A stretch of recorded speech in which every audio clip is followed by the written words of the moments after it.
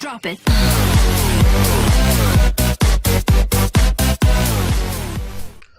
Hello everyone, hi and कैसे हो आप लोग। Very good morning to all of you. कैसे हो आप लोग? Am I audible guys? चलो, आई होप आपको आवाज आता होगा, राइट? तो first of all guys, very good morning, right? Okay, तो दोस्तों आज का जो भी लेक्चर है ना, आज के लेक्चर में आपका जो भी लास्ट वाला चैप्टर था कंप्यूटर इन अकाउंटिंग, राइट, जो हमने लास्ट लेक्चर में स्टार्ट किया था कल ही, मैंने आपको बोला था कि ये चैप्टर आपके एग्जामिनेशन के पॉइंट ऑफ व्यू से 8 मार्क का वेटेज रखता है।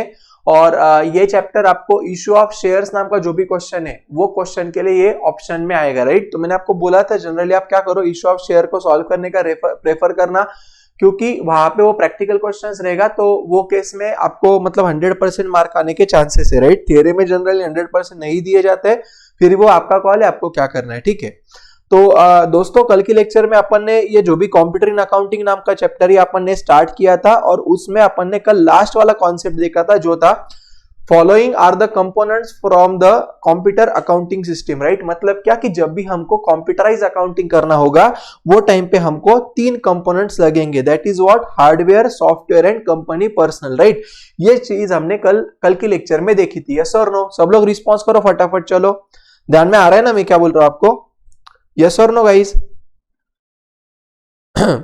ठीक है, अभी मैं क्या करता हूं, ध्यान देना। अभी अपन क्या करेंगे, जो भी अपना बचे हुए 2-3 कॉन्सेप्ट से 2-3 पॉइंट से वो आज के लेक्चर में कंप्लीट कर देंगे, और आज के लेक्चर में आपकी अकाउंट्स की मैराथन बैच का सिलेबस कंप्लीट होगा, ठीक है? जो भी पेपर वगैरह वो हर एक चीजें मैं आपको देते जाऊंगा टाइम टू टाइम। आज आपको जो भी अपना चैप्टर वाइज टेस्ट है उसका भी आज आपको टाइम टेबल मिल जाएगा। समझ रहे हो आप मेरी बात? तो आपको वो चैप्टर वाइज टेस्ट कंपलसरी देना है, इतना याद रखना, ठीक है? भूलना मत। चलो तो गाइस जल्दी से आ जाओ सब लोग पेज नंबर 383 के ऊपर, जल्दी से आ जाओ सब लोग फटाक करके पेज नंबर 383 के ऊपर, राइट? देखो क्या लिखा है यहाँ पे, क्रिएशन ऑफ अकाउंटिंग डॉक्यूमेंट। मतलब क्या, ध्यान दो।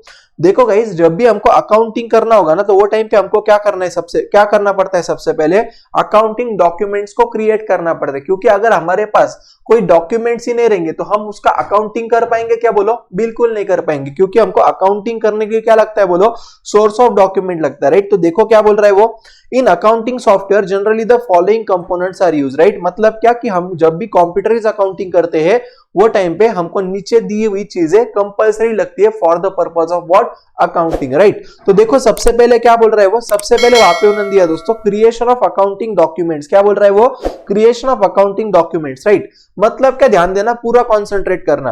Computer software helps in creating different accounting documents like cash memo, vouchers, receipts, invoices etcetera. अभी आप मुझे बोलो दोस्तों कि ये सब चीजें हमको जरूरी है कि नहीं? बोलो।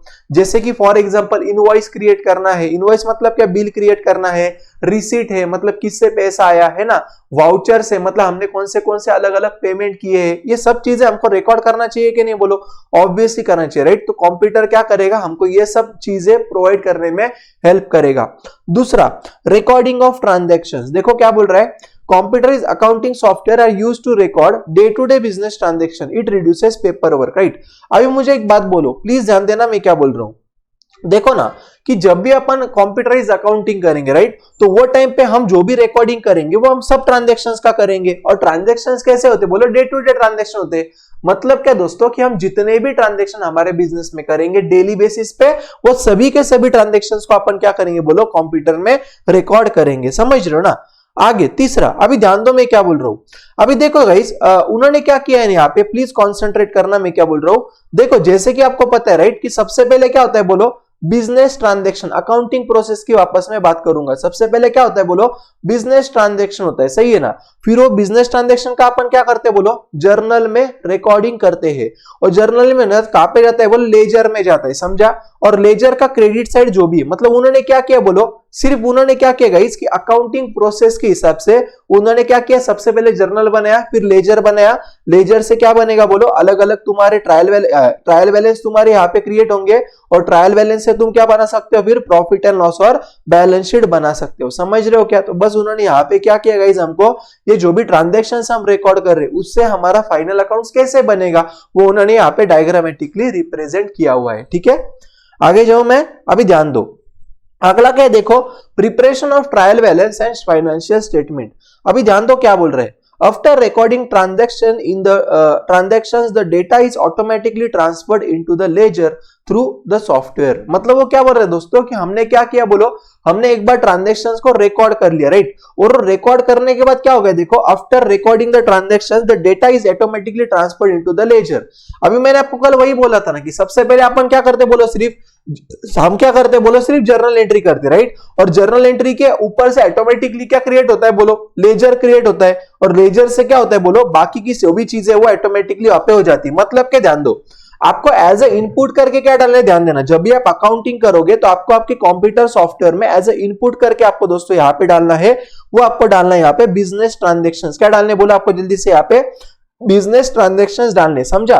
और ये जो भी बिजनेस ट्रांजैक्शंस है ना, ये बिजनेस ट्रांजैक्शन का यहाँ पे क्या होगा, बोलो प्रोसेसिंग होगा। मतलब क्या कि लेजर जर्नल से ऑटोमेटिकली लेजर, ट्रायल बैलेंस, ये सब चीजें वहां पे क्रिएट होंगी, बैलेंस शीट वगैरह सब कुछ यहाँ पे बन जाएगा, और लास्ट में हमको क्या मिलेगा बेटा, रिपोर्ट मिल जाएगा। समझ रहे हो, रिपोर्ट मतलब क्या, फाइनल आउटपुट हमको वहां पे मिल जाएगा। ध्यान में आ रहा है मैं क्या बोल रहा हूं, राइट, बहुत अच्छा है। अभी आगे, input represents data from source document such as sales receipt, bank deposit slips, purchase order, etc.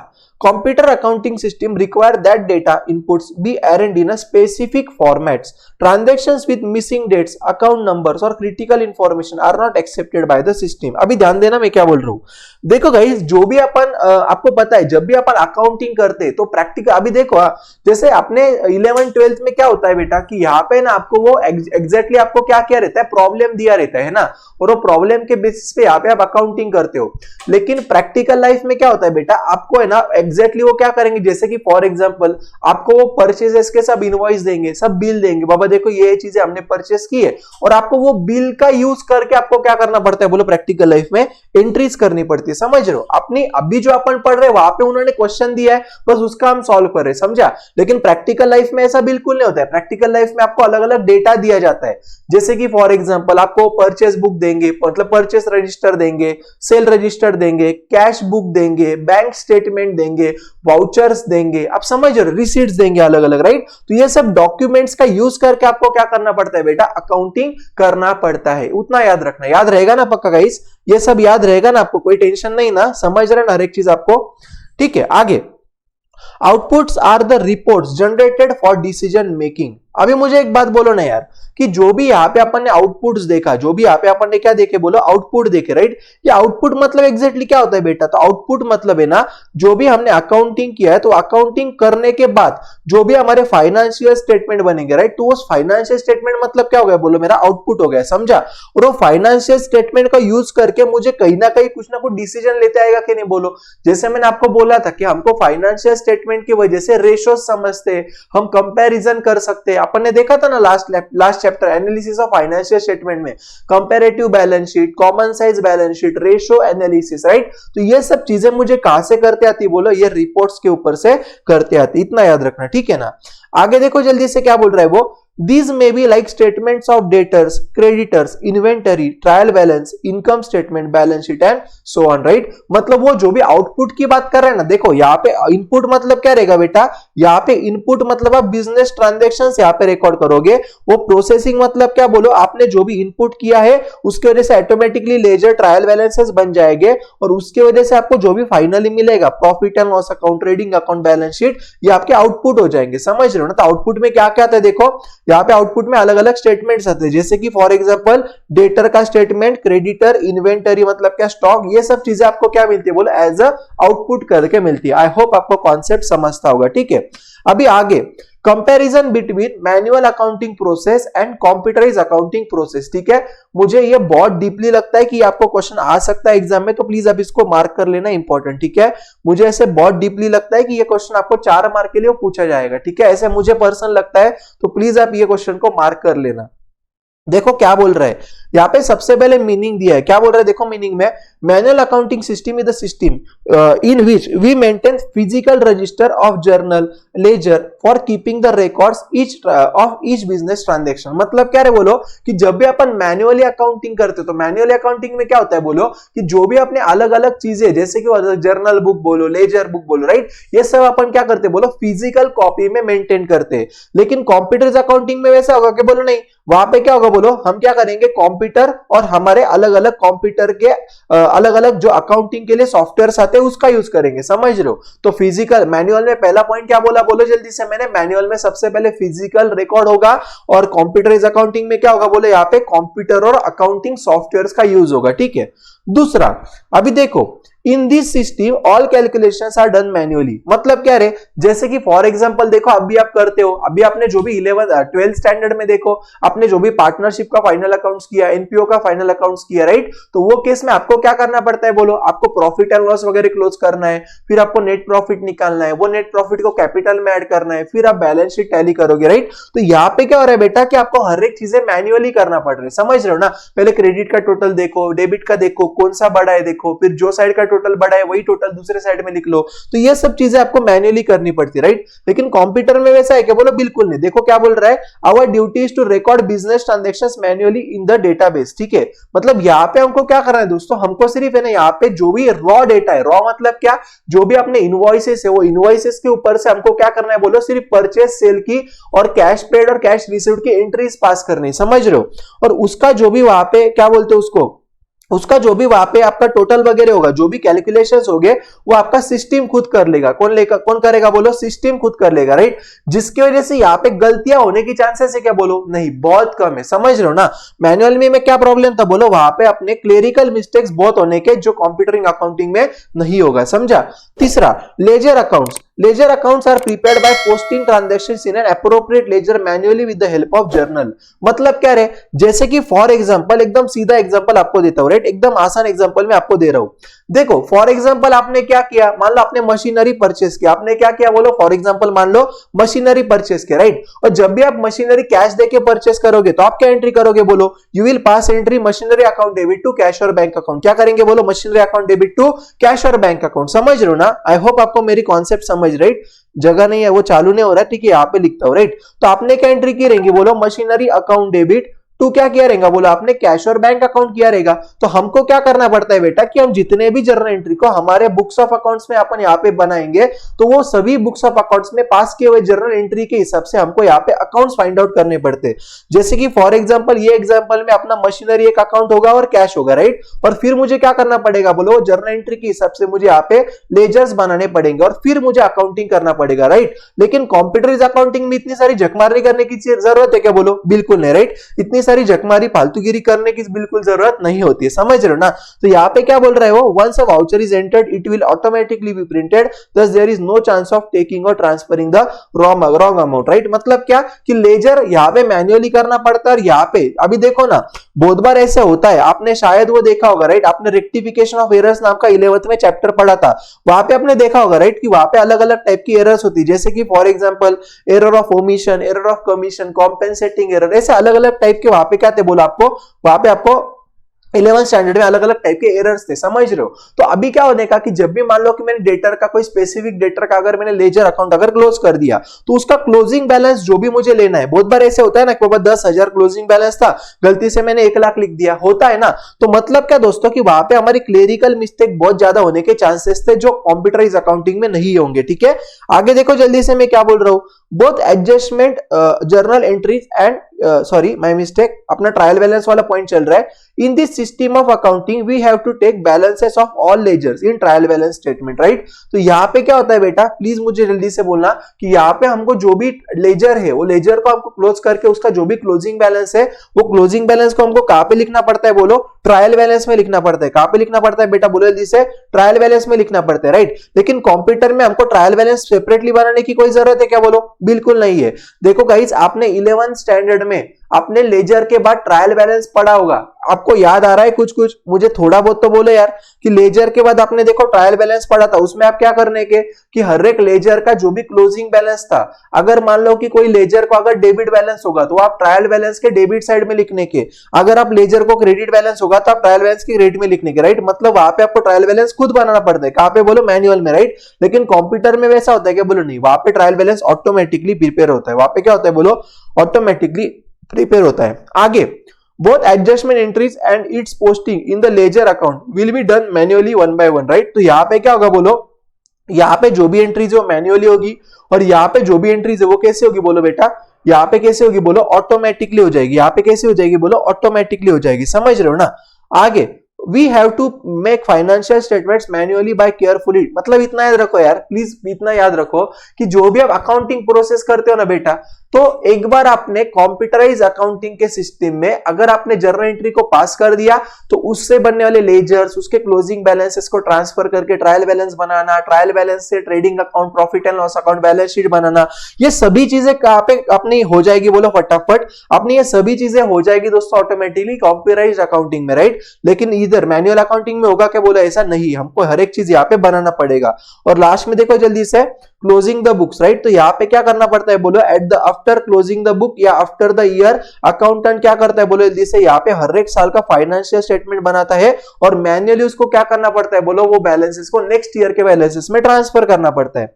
जैसे कि फॉर एग्जांपल, मान लो फॉर एग्जांपल दोस्तों 31 मार्च 2019 की रात को मेरा मशीनरी अकाउंट था, मेरे पास क्या था बोलो? मशीनरी अकाउंट था, राइट? और ये मशीनरी अकाउंट को मैंने कहां पे डाला रहेगा बोलो? मेरे बैलेंस शीट के एसेट साइड में लिखा होगा। मैंने बैलेंस शीट के कहां पे लिखा होगा बोलो? एसेट साइड में लिखा होगा। मान लो 31 मार्च 2019 की रात को मेरे एसेट साइड में मेरे मशीनरी की कीमत था मान लो 2 लाख रुपए। कितना था बोलो? 2 लाख था, राइट? तो जब भी गाइस मेरा नेक्स्ट अकाउंटिंग ईयर चालू होगा, मतलब कब से? 1 अप्रैल 19 से, तो नेक्स्ट अकाउंटिंग ईयर की केस में मेरा प्रीवियस अकाउंटिंग ईयर का मशीनरी का बैलेंस मुझे नेक्स्ट ईयर कैरी फॉरवर्ड करना पड़ेगा कि नहीं बोलो? करना पड़ेगा। तो ये जो भी एसेट्स, जो भी लायबिलिटीज, इनकम, एक्सपेंडिचर, ये सबके बैलेंसेस क्या करने पड़ते बोलो? हमको कैरी फॉरवर्ड करने पड़ते हैं। कहां पे बोलो? नेक्स्ट अकाउंटिंग ईयर में। और ये सब कैसे करना पड़ता है बोलो? ये सब हमको करना पड़ता है मैन्युअली। कहां पे बोलो? मैन्युअल अकाउंटिंग सिस्टम में। लेकिन गाइस अगर आप कंप्यूटर अकाउंटिंग सिस्टम करेंगे तो वहां पे कैसा हो जाएगा बोलो? बैलेंसेस सब ऑटोमेटिकली कैरिड फॉरवर्ड हो जाएंगे, राइट? तो ये अभी मैंने आपको क्या सिखाया बोलो? अभी मैंने आपको सिखाया बेटा यहाँ पे डिफरेंसेस बिटवीन कहां पे बोलो? Manual accounting and computerise accounting. इतना समझा क्या गाइस आपको? फटाफट मुझे बोलो, चलो जल्दी से। इतना एकदम तोड़ समझा आपको? मजा आ रहा है आपको? है ना? हर एक कॉन्सेप्ट आपको समझता होगा, ठीक है? अभी अगला फटाक करके आप फटाफट कंप्लीट कर रहे हैं। देखो अगला क्या है आपका? Sourcing of accounting software, right? मतलब क्या? अकाउंटिंग सॉफ्टवेयर कहां से आते हैं? अभी ध्यान दो। तो सबसे पहले दोस्तों जो भी अकाउंटिंग सॉफ्टवेयर है ना, it is the essential part of the computerise accounting system. मतलब क्या कि हमको जब भी कंप्यूटराइज अकाउंटिंग करना होगा, राइट, तो हमको अकाउंटिंग सॉफ्टवेयर लगेगा कि नहीं लगेगा बोलो? फटाफट बोलो जरा, है ना? बहुत आसान है। जैसे कि फॉर एग्जांपल मान लो आपके पास सब सिस्टम है, आपके पास लैपटॉप है, आपके पास कंप्यूटर है, सब कुछ है, लेकिन मान लो आपके पास कंप्यूटर में अकाउंटिंग करने के लिए सॉफ्टवेयर ही नहीं। जैसे कि फॉर एग्जांपल मान लो आपके पास टैली का सॉफ्टवेयर नहीं है, या मान लो कि आपके पास कोई सैप सॉफ्टवेयर नहीं है, या मान लो कोई ईआरपी वगैरह कोई सिस्टम आपने कंपनी ने बनाया नहीं जिसके अंदर आप अकाउंटिंग कर सके, तो आप मुझे बोलो ना, फिर आपका वहां पे कंप्यूटर आप अकाउंटिंग कर पाएंगे क्या बोलो? बिल्कुल नहीं कर पाएंगे, राइट? तो without the accounting software, right, you can not do what? Computerise accounting. समझ रहे हो?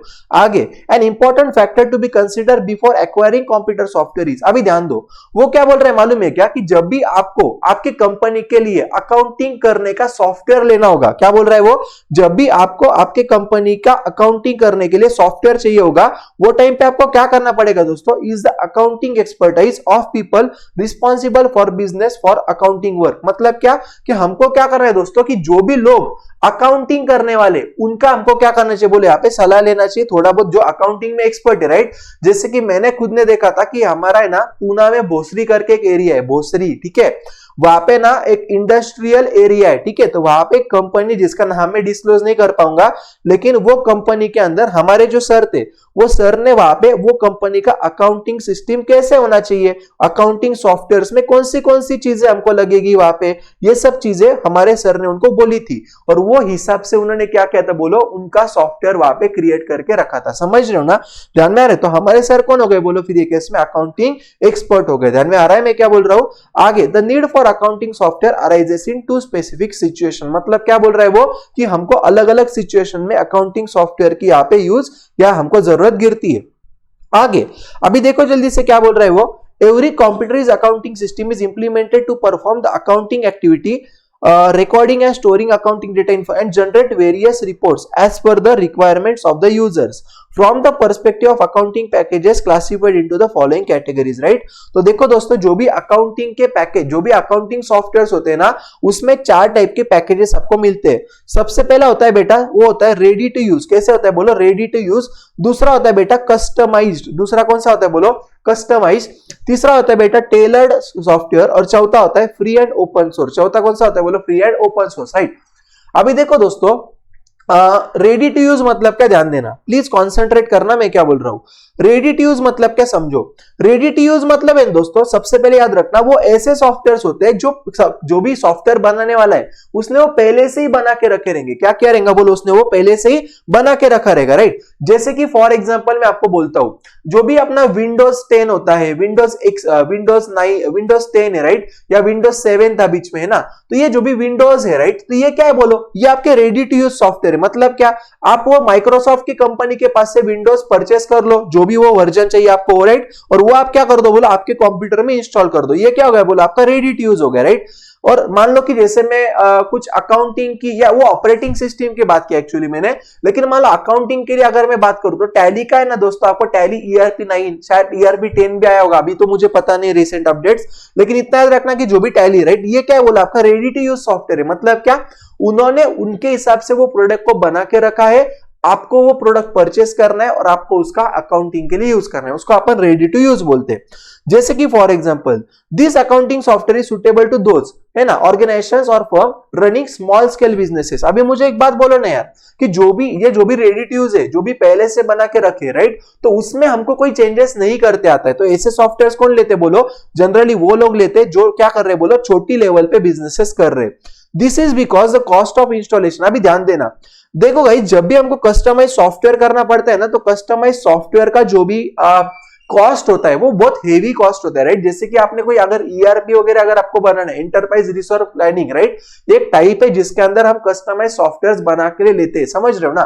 तो वो अगर आपको चाहिए रहेगा तो उसका कॉस्टिंग लगभग 5 करोड़, 10 करोड़, 20 करोड़, 50 करोड़, इतना ज्यादा कॉस्टिंग होता है सॉफ्टवेयर बनाने का, आप समझ रहे हो। तो ये जो भी ये कॉस्ट है, ये बहुत ज्यादा है, जो कोई भी ऑर्डिनरी इंसान अफोर्ड नहीं कर सकता। इसलिए क्या रहता है बोलो, रेडी टू यूज सॉफ्टवेयर वो यूज करते हैं, आप समझ रहे हो ना। आगे और जो भी मान लो कि क्या बोलते हैं उसको, कि बाबा फॉर एग्जांपल मान लो कोई कस्टमाइज सॉफ्टवेयर अगर अपन ने लिया तो क्या होगा बोलो, उसके लिए हमको ट्रेनिंग वगैरह लगेगा, समझ रहे हो, उसके लिए हमको क्या लगेगा बोलो, ट्रेनिंग वगैरह लगेगा। लेकिन गाइस अगर आप रेडी टू यूज सॉफ्टवेयर लेंगे तो क्या होगा बोलो, उसका जो भी ट्रेनिंग वगैरह वो क्या रहेगा बोलो, बहुत सिंपल रहेगा। क्योंकि रेडी टू यूज सॉफ्टवेयर किसके लिए रहता है बोलो, स्मॉल बिजनेसमैन के लिए होता है, ठीक है। जो ऐसे लोग हैं जिनको छोटे लेवल पे बिजनेस करना है, उनके लिए ready to use software will be most helpful, right. दूसरा होता है बेटा आपका कस्टमाइज सॉफ्टवेयर। कस्टमाइज मतलब क्या, ध्यान देना, कस्टमाइज मतलब मुझे जैसा चाहिए ना वैसा बना के लेना। कस्टमाइज मतलब क्या, मुझे जैसा चाहिए ना वैसा मैं सॉफ्टवेयर को बना के लूंगा, राइट, उसको मैं कस्टमाइज बोलूंगा। तो देखो गाइस, कस्टमाइज जो भी है वो पर्सन टू पर्सन या ऑर्गेनाइजेशन टू ऑर्गेनाइजेशन क्या होता है बोलो, डिफर होता है। मतलब ये स्पेशल रिक्वायरमेंट के हिसाब से बनाया जाता है, इतना समझा।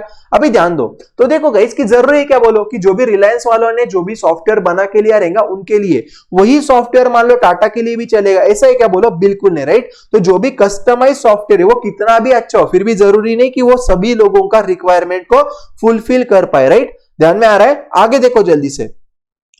Customized software is suitable for large and medium business and can link to the information systems. The cost of installation and maintenance is relatively high because the high cost of the software, high cost is paid to the vendor for its customization. मतलब इतना याद रखना बेटा कि जो भी customise software होते हैं वो कस्टमाइज सॉफ्टवेयर को बनाने का खर्चा बहुत ज्यादा होता है ना। और ये कस्टमाइज सॉफ्टवेयर को एक बार अगर अपन ने बनाए तो क्या होता है, एक बार उन्होंने बना के दिया, फिर वापस हमको कुछ जरूरत गिरी तो वापस हम उसमें मॉडिफिकेशन करते हो, समझ रहे हो ना। जब तक हमको वो 100% सही नहीं लगता है तब तक क्या होता है बोलो, उसमें मॉडिफिकेशन चलते रहते हैं। और इसके वजह से दोस्तों इसमें जो भी ट्रेनिंग वगैरह रहता है ना, ये बहुत ज्यादा इसमें ट्रेनिंग लगता है सभी लोगों को, और ये ट्रेनिंग कॉस्ट भी बहुत ज्यादा कैसा रहता है बोलो, बड़ा रहता है। समझ रहे हो मैं क्या बोल रहा हूँ, ध्यान में आ रहा है मैं क्या बोल रहा हूँ, एकदम आसान है, ठीक है।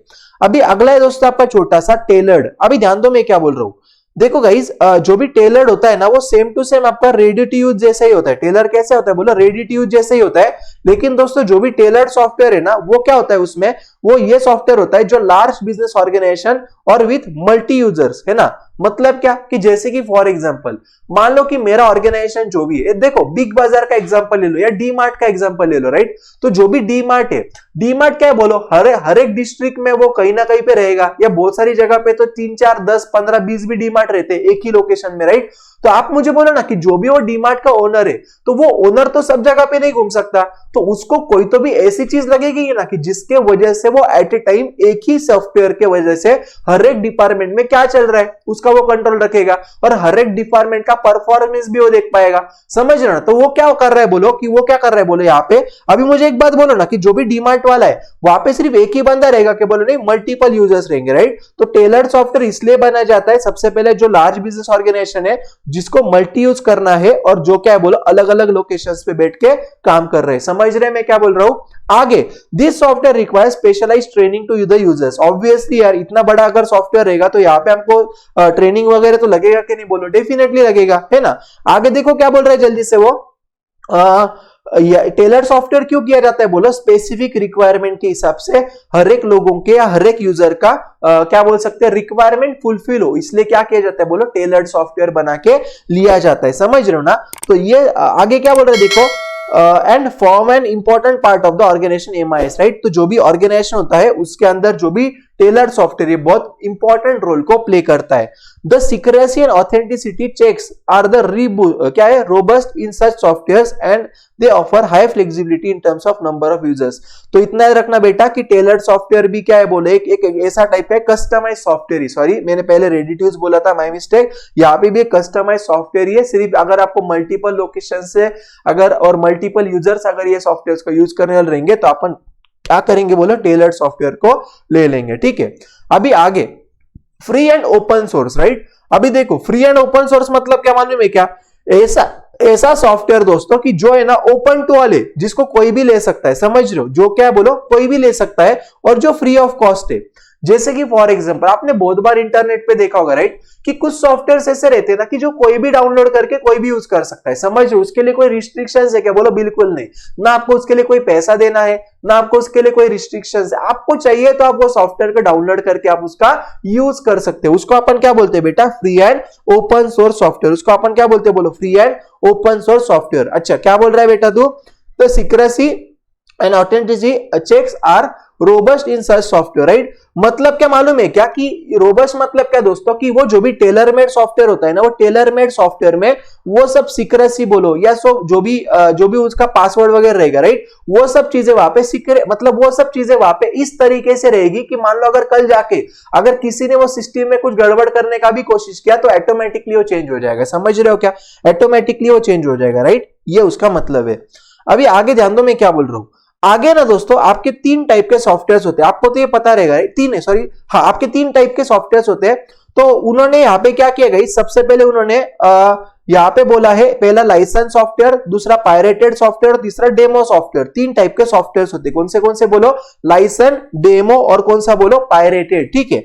अभी लाइसेंस सॉफ्टवेयर मतलब क्या है दोस्तों, लाइसेंस सॉफ्टवेयर मतलब ऐसे सॉफ्टवेयर जिसका यूज अगर आपको करना होगा तो आपको सबसे पहले उसका वो परचेस करके उसका एक की रहता है, यूनिक आइडेंटिफाइड की रहता है उसका, राइट। जैसे कि फॉर एग्जांपल मैं आपको बोलता हूं माइक्रोसॉफ्ट ऑफिस बोलो, है ना, या आपने देखा होगा कि अलग अलग सॉफ्टवेयर होते हैं, जैसे कि मैं आपको बोलता हूं ना टैली वगैरह भी जो भी ना गाइस, ये लाइसेंस सॉफ्टवेयर है। समझ रहे हो, तो मतलब क्या दोस्तों कि लाइसेंस सॉफ्टवेयर मतलब ऐसे सॉफ्टवेयर होते हैं जिसका यूज करने के लिए आपको क्या लगता है बोलो, लीगल अथॉरिटी लगता है, आपको उनके पास से परचेस करना पड़ता है, राइट। अगर मान लो कि आपने वो सॉफ्टवेयर अगर उसका डमी यूज किया है ना, विदाउट एनी परचेसिंग, जैसे देखो आजकल मार्केट में बहुत सारे पायरेटेड मतलब क्या उसके क्रैक वर्जन आते हैं, राइट, उसके क्या आते हैं बोलो, क्रैक वर्जन आते हैं।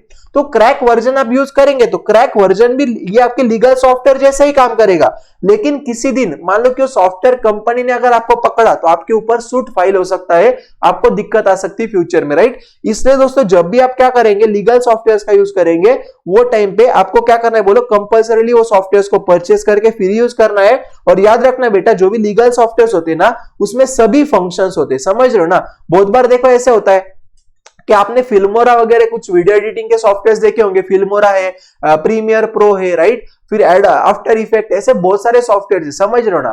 तो अगर आपने उसका लाइसेंस कॉपी लिया तो उसमें आपको सब कुछ मिलेगा जो कंपनी ने उस सॉफ्टवेयर के लिए डाला है, राइट। लेकिन मान लो अगर उसका पायरेटेड यूज करेंगे तो क्या होगा, लोग कुछ वहां पे मान लो कि वाटरमार्क आएगा, या बहुत सारी चीजें वहां पे आती है, समझ रहे हो ना।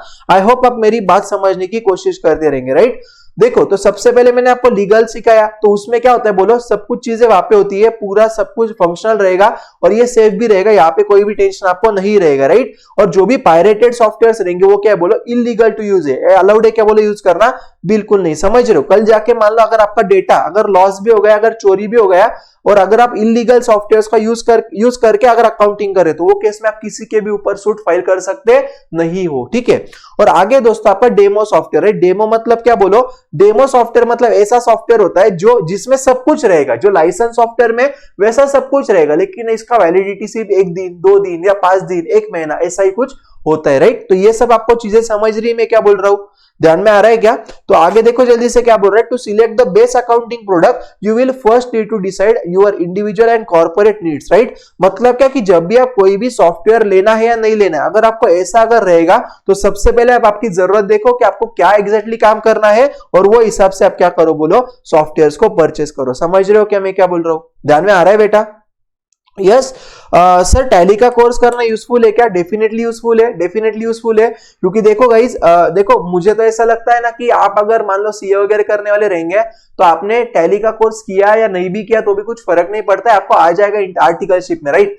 अगर मान लो कि आपको आगे जाके कोई सीए वगैरह नहीं करना है, आपको कुछ अलग अलग कोर्सेज करने, जैसे मान लो फॉर एग्जांपल आपको गवर्नमेंट की कोई एग्जामिनेशन देनी है, आपको बैंकिंग सेक्टर में जाना है, राइट। तो फिर आप क्या करो गाइस, जो भी टाइपिंग है, एमएससीआईटी है, टैली है, ये सब कोर्सेज आप डेफिनेटली कर लेना, आप समझ रहे हो, क्योंकि ये सब कोर्सेज का सर्टिफिकेट गवर्नमेंट कोर्सेज बैंकिंग वगैरह के लिए लगता है, ध्यान में आ रहा है। और टैली का कोर्स किया तो भी कुछ नहीं होता है, वो क्या करेंगे मालूम है आपको, टैली के कोर्स में देखो आपको जर्नल एंट्री करते आता है ना। तो जर्नल एंट्री अगर आपको आ गया तो सबसे पहले आपको सिलेक्ट मतलब कंपनी क्रिएट करना सिखाएंगे, फिर वो कंपनी के अंदर अलग अलग लेजर से ग्रुपिंग करना सिखाएंगे, उसके बाद फिर आपको वो बिल्स देंगे अलग अलग, उसका आपको अकाउंटिंग करना सिखाएंगे, राइट। और बाद में आपको एक छोटा सा सर्टिफिकेट दे देंगे और आपको बोलेंगे बहुत अच्छे, राइट। शिवानी बेटा, डीटीएल मेरे हिसाब से तो नहीं करना चाहिए, पूरा आउटडेटेड कॉन्सेप्ट है, मैंने खुद ने किया है, टाइम पास किया, वो कुछ मतलब नहीं, डिटेल करके मेरे पैसे बर्बाद हो गए ऐसे मुझे लगता है, राइट। सिर्फ दिल को सुकून मिलता है, नाम के आगे एक डिग्री एक्स्ट्रा लग जाती है, समझ रहे हो ना। डीटीएल का अभी कुछ वैसा बहुत कम यूज है। डीटीएल मतलब टैक्स कंसल्टेंट होता है, diploma in taxation and loss करके वो कोर्स होता है, 1 साल का डिप्लोमा कोर्स होता है, जिसके लिए 9 से 10 हजार रुपए फीस चार्ज की जाती है, राइट। तो यार अभी आप है ना बाकी का मत करो, अभी डीटीएल मतलब diploma in taxation and loss, right, समझ रहे हो क्या।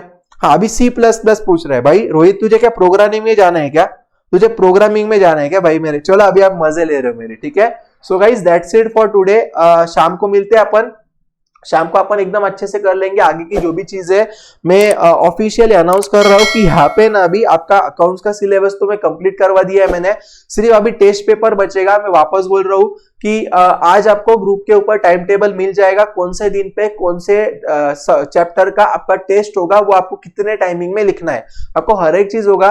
और ये टेस्ट कंप्लीट होने के बाद मैं आपके कुछ बोर्ड के पेपर से सैंपल पेपर सॉल्व करवा के लूंगा 8 से 10 दिन बाद। तब तक आपको जो भी चैप्टर वाइज टेस्ट है वो सब कुछ आपको करना है, समझ रहे हो मेरी बात, ध्यान में आ रहा है मैं क्या बोल रहा हूँ। तो that's it for today guys, बाकी अपन और हाँ, मुझे सब लोग पक्का ग्रुप इसमें इंडिविजुअली मैसेज करके आपका फीडबैक देना कि आपका ये बैच कैसा रहा, आपको कैसे लगा ये बैच में, है ना। मतलब ऑफिशियली खत्म तो नहीं हुआ है, सिर्फ ऐसे ही मतलब सिलेबस कंप्लीट हो गया, तो आपको फायदा हुआ क्या कि अब जो भी मैंने पढ़ाया उसके वजह से आपको मजा आ रहा है, मतलब ये हुआ क्या, ऐसा लगा क्या आपको कि अब आपका सब कुछ हो गया करके अच्छे से, है ना। मुझे ये सब आप क्या करो गाइस, प्लीज आप मुझे व्हाट्सएप पे बोल देना, ठीक है।